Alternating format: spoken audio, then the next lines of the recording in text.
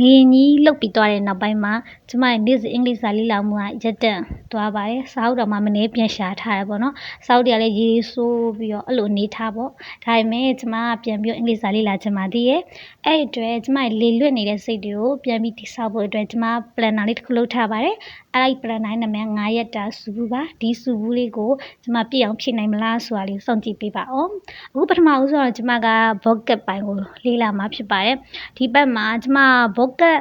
ကကျမအားနေပါတယ်ဒီ grammar ဘိုင်းကိုနိုင်ပေမဲ့ vocab တွေမရတဲ့အခါကျတော့ကျမအင်္ဂလိပ်စာတွေကိုတိဆောက်လို့လည်းမရဘူးပေါ့နော်စမ်းတဲ့နေတိဆောက်လို့လည်းမရဘူးအခက်အခဲတွေဖြစ်တယ်ဒါကြောင့်မို့ဒီမသိတဲ့ vocab တွေကိုစာအုပ်ထဲမှာချရေးပြီး dictionary နဲ့ပြန်ပြီးတော့လေ့လာမှာဖြစ်ပါတယ်ရှင်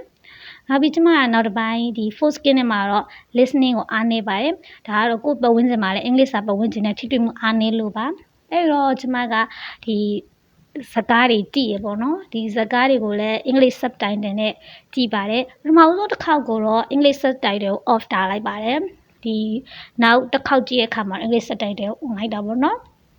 ဒီစကားလေးလည်းကောင်းပါတယ်ဘာလို့လဲဆို happy ending လေးပေါ့နော်တကယ်လို့ကြည့်တင်နေဆိုဒီစကားလေးကြည့်ပါ